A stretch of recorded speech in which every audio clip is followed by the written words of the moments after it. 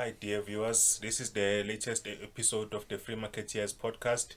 My name is Mpiyakhe Dhlamini, a researcher here at the Free Market Foundation. I'm joined by Martin van Staden, who's our head of legal policy, and Hattingh, who's the project manager here. So I'm in a rarefied company with management all around me. Oh, jeez. Yeah, so perform up to standards, otherwise you might get in Yeah, trouble. remember this is a vlog, not a podcast. He got it right, the viewers. I keep saying podcast. Yeah. So I thought let's just jump straight into it. It is a new policy released by Treasury, an economic growth policy. Another one after I don't know how many that we've had. Yeah. Just I think there seems to be a new policy coming out every few months. Another turnaround strategy for Exactly. South Africa, yes. Exactly. And so maybe let me just start with you, Chris. What's some of the highlights that you've seen from the policy?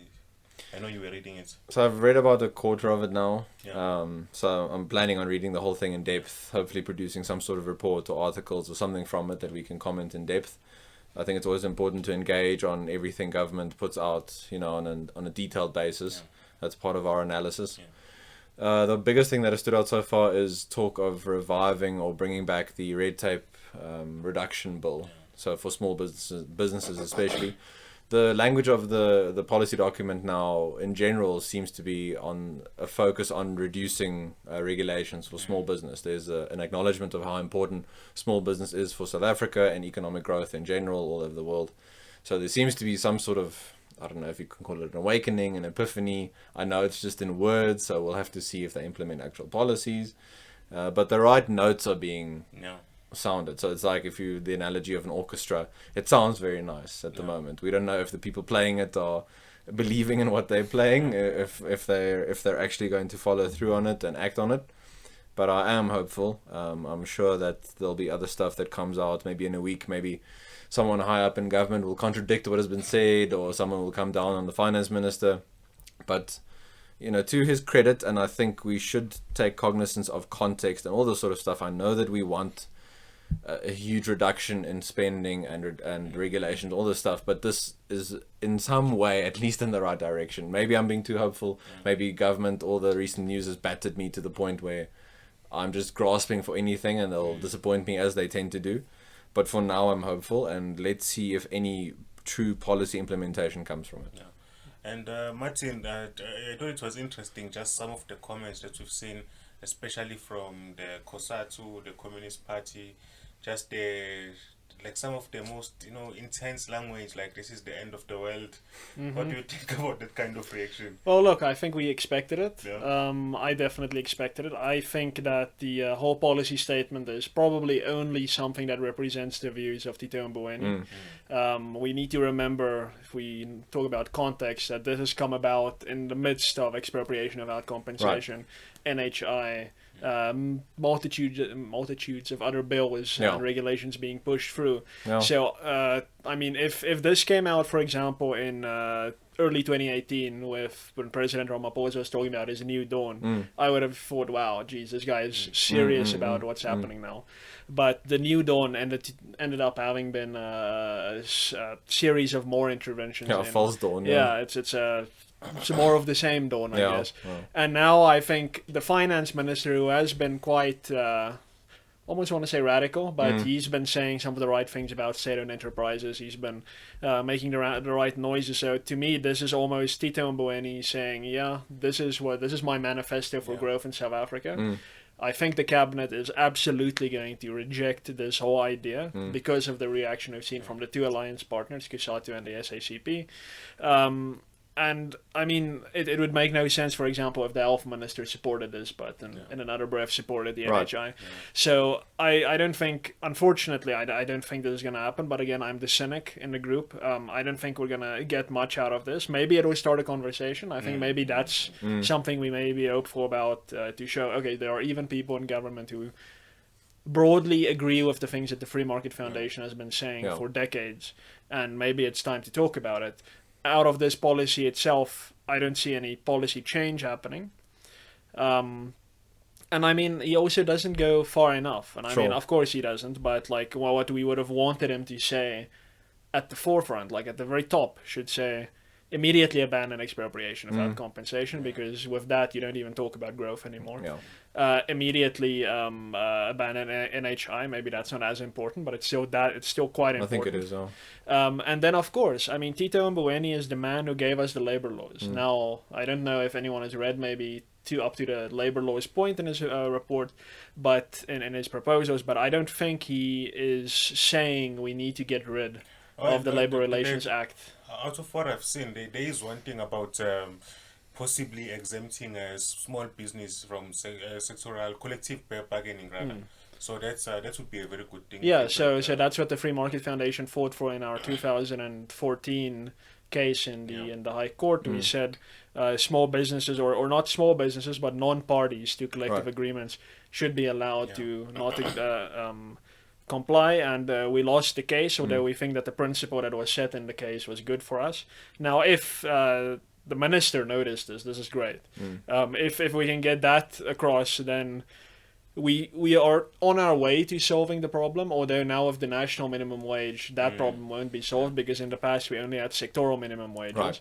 But now we have a national minimum wage, so the wage problem won't be solved. But maybe in other respects, if he gets anything and he gets that, then that would be well on our way to solving the unemployment crisis, at least, maybe. According to one of the trade unions affiliated to COSATU, they said that he's also said in the same bill, that in the same proposed policy document, that he has said small business should also be exempt from the national minimum wage itself.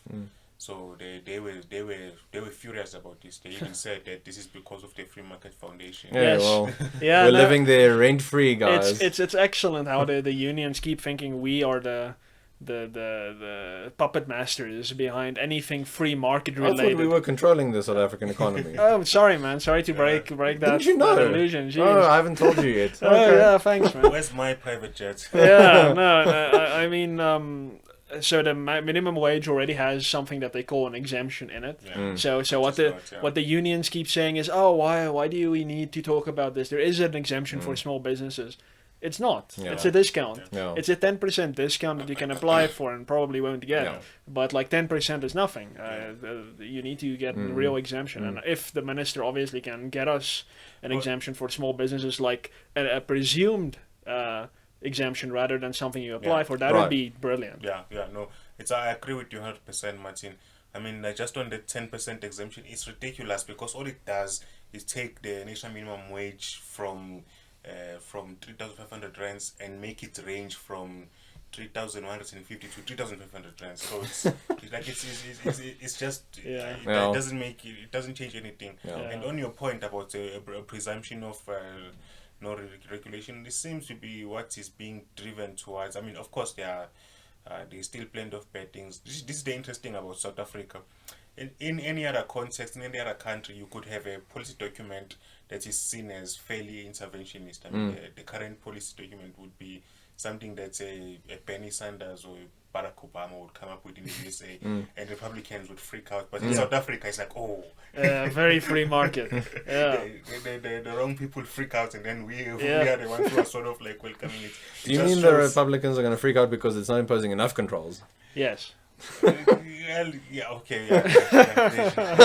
is a point there. Everyone likes them, they are big government. But I mean, I think, to be fair to the USA, when it comes to their politics, even the Democrats are fairly free markets compared to any party in South Africa, including like the opposition. So like this in South Africa, we're just our political center is way in the wrong place. Yeah, it's the Overton window. I mean, we've allowed it to, and I mean that's one of the big problems, is that the interventionists have been controlling the narrative, and the non-interventionists, with the exception of the FMF and maybe one or two other think tanks, have been totally silent. They've been so guilt-tripped, and they're like, oh yeah, just do whatever you need to do to redress the consequences of apartheid. And I mean, the intervention itself is worsening the consequences of apartheid, and nobody's realizing this. So our Overton window has shifted, and now we're just happy that Tito Mboweni, who is by no means a classical liberal free marketeer, he is like firmly in the interventionist camp, comes up with something that is, I guess, lucid, at least. Like, it's not totally insane, totally bonkers, and we're very happy about that. I mean, it's if this represents a start. And I don't think it does. If it does, then it's good. Then we have a conversation that we can have and slowly edge in the direction of having a truly free economy and just like really tackling poverty and unemployment. On that sort of idea of our center being so far to the one side, I want to link that to the pressure that and the noises from the trade unions.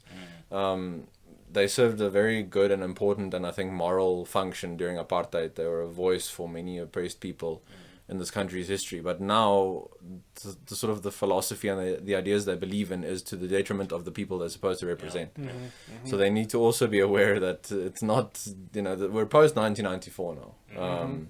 The government, it's a majority elected government. It shouldn't be threatened by, these sorts of policies that give people more freedom.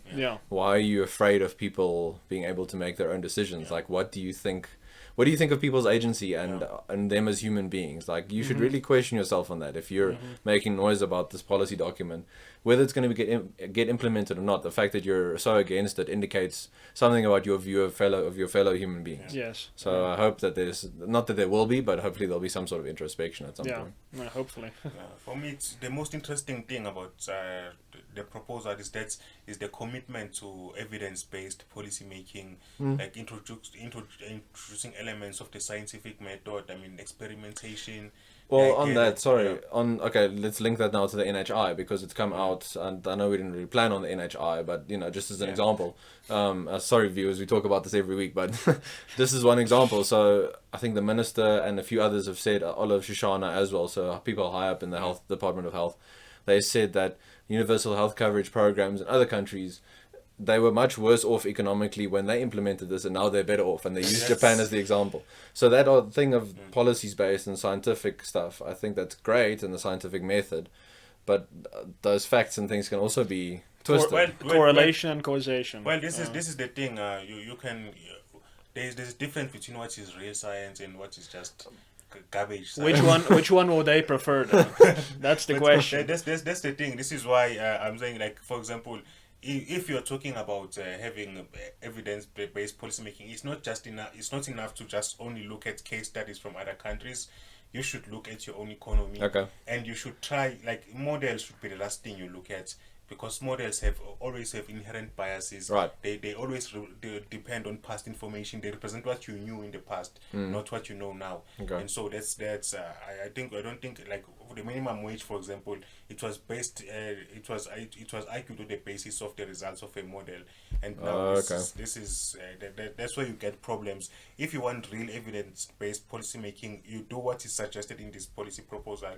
You set up experiments, you have controls, you have like areas in the country where you say, okay, I'm going to apply this policy in this area. There's talks of small special economic zones. Have an area where you just have a control where you don't do anything. And so that's how you do evidence-based policy making. I think if they have a commitment to real science, then I think they will generally tend to, not always, they will generally tend to fall on our side of the argument. Right. Well, okay, the thing is, we also need to be focusing on the same problem. If they say what we're trying to do is solve the inequality problem, and they conduct their experiments, they're gonna say, well, we did this and they became poorer and now they're equal. That's great. We should extend it across the whole country. We're doing that already. So. Oh, exactly. It does depend on your metrics. I agree with you. It does depend on your metrics. So this is where hard work comes in. It's first we agree on what the metric should be, how experiment design and designing your studies and everything else, and then only after going through everything else, and then if you get even one thing wrong along the process, the whole thing is doomed. You might as well throw it away. Exactly. It's like the NHI, like we were saying now, Chris, with their pilot studies, they just they completely ignored the results of the pilot studies. And then they came out and said, oh no, these pilot studies which you spent millions of rands on were actually not designed to give us information about whether we should continue the NHI or not. We're just spending the money because we can. It's nothing to do with the NHI, like a pilot study for something we haven't even thought of yet.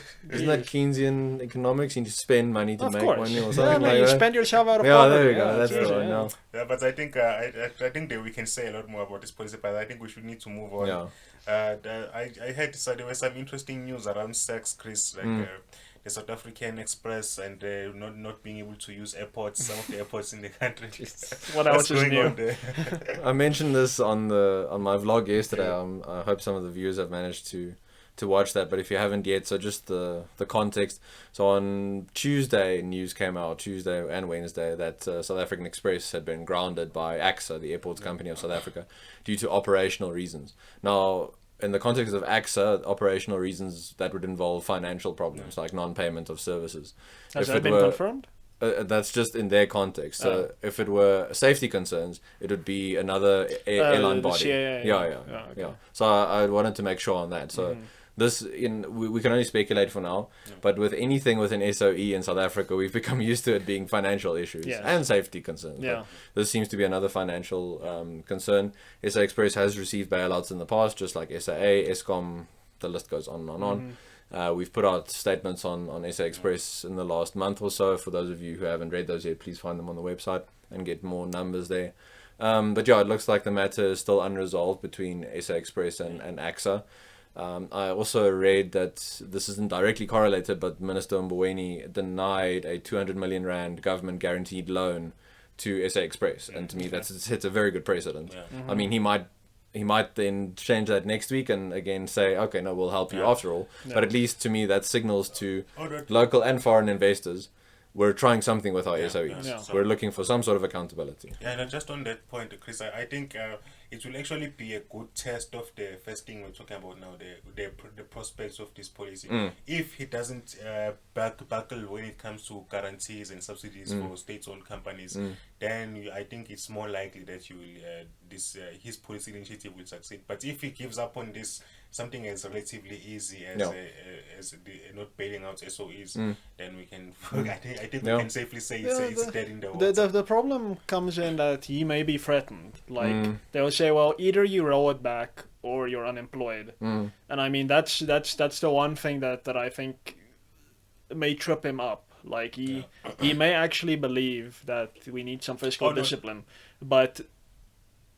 his colleagues, at least, I don't think even come close to that. And I mean, in a more mature parliamentary democracy, like things like this, if there was so much conflict in cabinet, it would force the resignation of the whole government, and there would probably be a general election. But in South Africa, like, they'll be like, okay, no, Tito is being a bit too fresh for us. It's like, get rid of him, put Malusi back, and then, oh no, Malusi is being silly. No, Pravin, in you go. And it's just the circus. Like we saw this under the Zuma with Des van Rooyen and Pravin and Nhlanhla Nene and like the span of a week.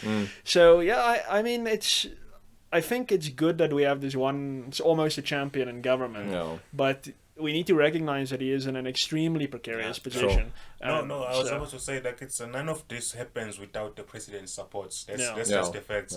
If the president doesn't support these measures, or if he's ambivalent, not sure what to do, then it's just dead. Like it's no minister can exercise more power than the president. I'm a bit surprised that he wasn't shocked at the news of this policy document. To be honest. I'm sure he was shocked. Oh, he's still shocked. That's why he hasn't come out yet. Next week we'll hear something. Just on SA Express, so that you all have more details and the viewers as well. So they've got a fleet of, I think, 22 aircraft and only 11 are operational. Jeez. And then there was also, it was said last year in December that they would be what's the word? They would turn a profit. They would break even. Break even by April of this year. And as of this week, they've been grounded. So if you can't pay your airport fees, then by definition you haven't broken even. No, I think that's a good conclusion. I think that makes sense. So just another example of why these the airlines especially should be liquidated, so folded. I think that whole thing. That would have been low-hanging fruit for Mboweni if that's included in his proposal. I don't know, but to just say, just get rid of it. I do not want SAA and SAX to show up on the government's budget anymore. What do they do? Write off that debt, or who would buy that debt? How does that work? Well, geez, I'm assuming government will still need to cover the debt, but at least put a stop to any more debt. Just kill it. Like, put it out of its misery. Kill SAX. I don't know. What is mentioned is around Eskom. I read which was one of the things that was interesting was the former statistician general of South Africa, the former head of SAX basically. He came out and said this policy just focuses on ESCOM, which is strange because Does he read the policy? I think he just read the ESCOM parts or read about the ESCOM parts and just concluded that this, this focuses on ESCOM. But anyway, the idea there was just to sell some power stations and then have an independent transmission company which can buy from independent as well as ESCOM. And we can sell to excess electricity onto the grid. Well, ESCOM has already, like, immediately after the statement came out, ESCOM was like, no, we won't ever do that. So yeah, I mean, geez, you can see there's some tension in government at least, which I like. I hate it when I see government as a unified front. I get very nervous when that happens. So I enjoyed this. Yeah, but you're also right. It's one man against the rest so far, unless the president comes out in support. But so far, it's just one man. We can only hope. It doesn't want to be. It doesn't. We don't seem to have a very someone who gets committed to things. I think things to be very not sure about most things. Wishy-washy. It's not good for South Africa. But anyway, the last topic is a more somber one, more somber than anything happening in South Africa, if you can believe it. No. It's what's happening in Hong Kong, and now you, Martin, had an interview regarding this. And just maybe explain to the viewers what's the situation like in Hong Kong, what's happening there, what's causing the trouble. So I can provide a little bit of context about it. So there was someone from Hong Kong killed their significant other in Taiwan, and then fled back to Hong Kong. And Hong Kong and Taiwan did not have an extradition agreement, and obviously Taiwan wanted this person extradited. And while this was going on, the government of the People's Republic of China thought that this is a great opportunity for a extradition bill to be introduced in the Hong Kong Parliament to make it possible for people to be extradited not only to Taiwan but to China. And obviously Hong Kong is formally part of China. China is responsible for their defense and their foreign policy. But now, knowing that Hong Kong is this bastion of freedom almost, not perfectly, but it's a pretty free society, a lot of Chinese dissidents end up in Hong Kong. So a lot of Hong Kong people are very anti-Beijing. Taiwanese people, which is formerly known as the Republic of China, lots of politics there. It's basically a government in exile of China. A lot of them are in Hong Kong. And I think China saw this as an opportunity to nip that in the bud. And so there they told the Hong Kong government to introduce a bill for extradition.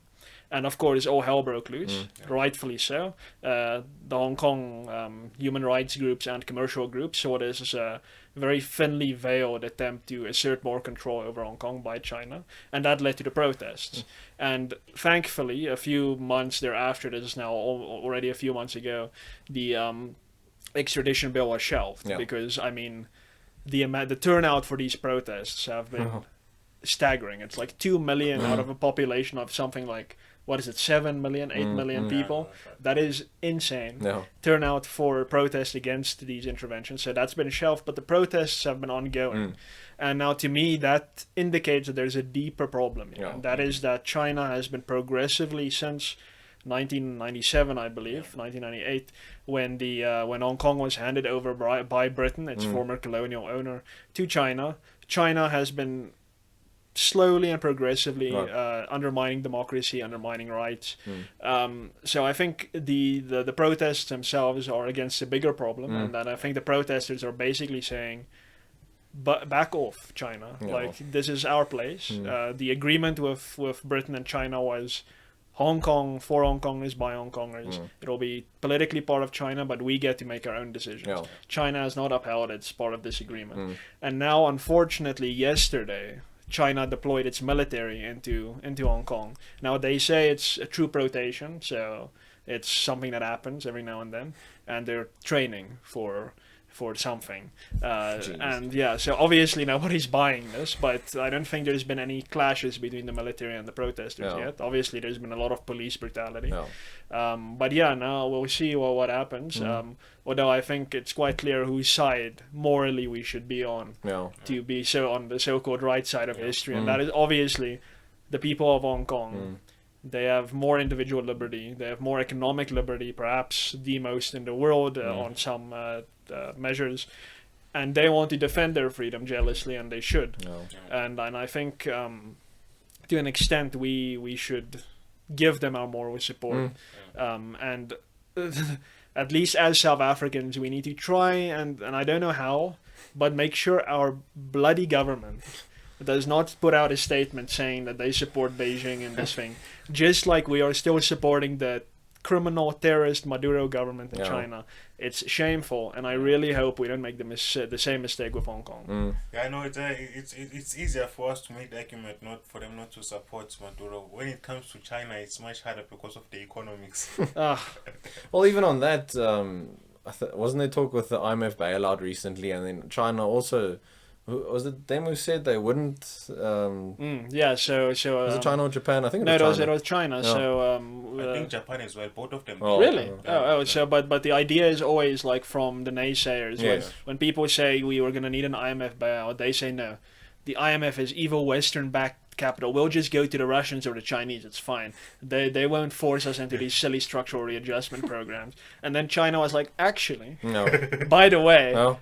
The way you're mismanaging this economy is ridiculous. We won't get a cent from us. And I think that was said by the consul general or something of China.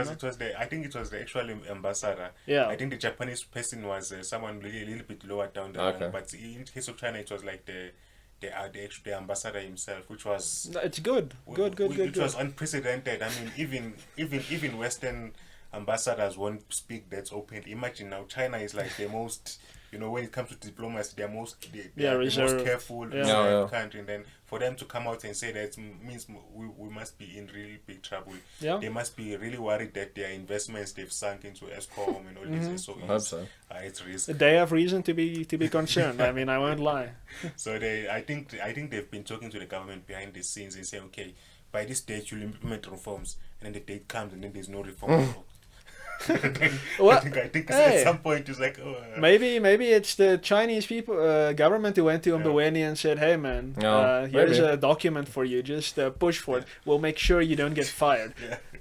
Man can dream. Do you think I wonder, or part of me hopes that these Hong Kong protests will inspire people in mainland China as well?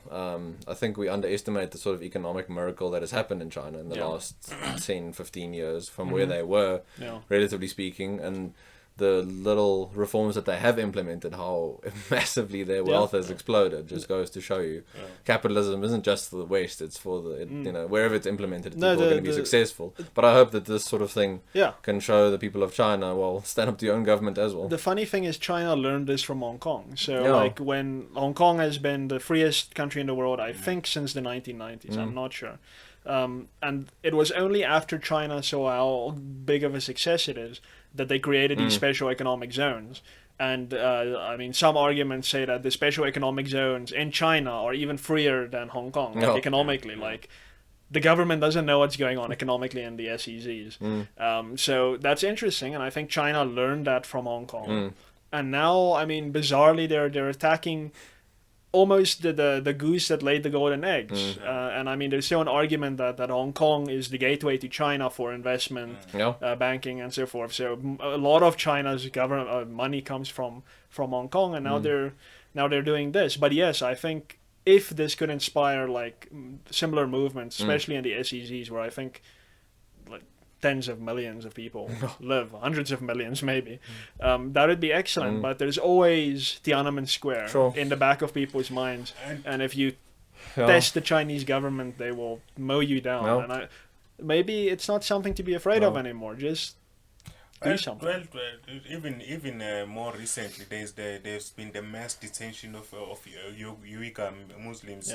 Like 2 million people, something crazy like that, have been detained, sent to re-education camps.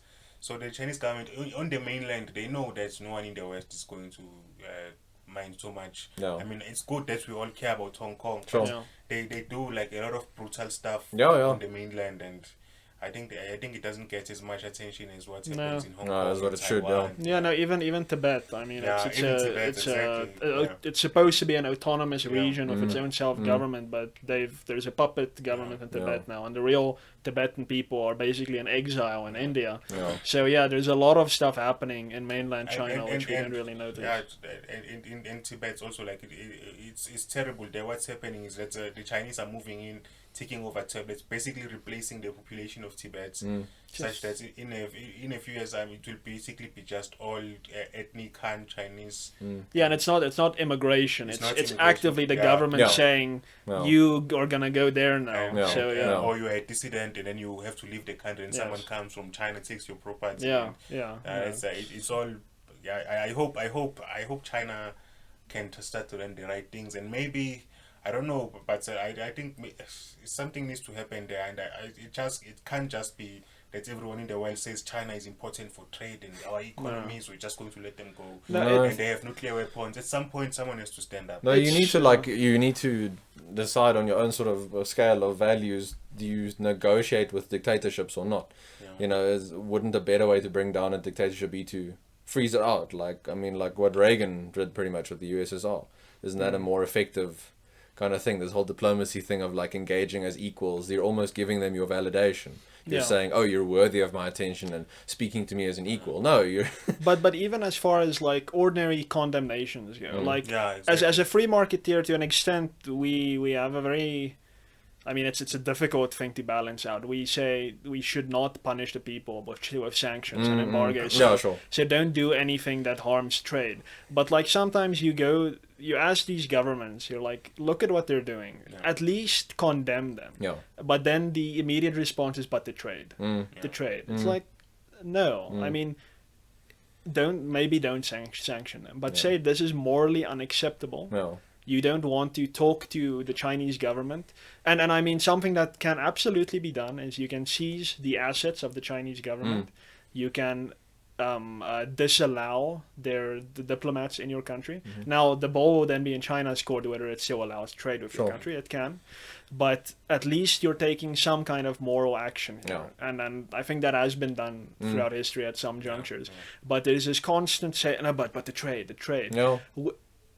If you are a free marketeer, if you're someone who values individual liberty, you should not be making trade complicit in the oppression of other people. You should not be saying, no, we will not come to your assistance in any type of way because we're trading with your government. That's detestable. Do you want to trade with that kind of... Yes, and if you truly value free trade in its real moral sense, you should not be using it as an excuse to justify tyranny. You at least do something that does not harm the trade, but that takes aim at the actual culprits, the government, the political class. So. I know that our government has no moral basis for making that argument since they were arguing for sanctions in South Africa. So, I'm guessing the people of Hong Kong don't have very strong gun rights.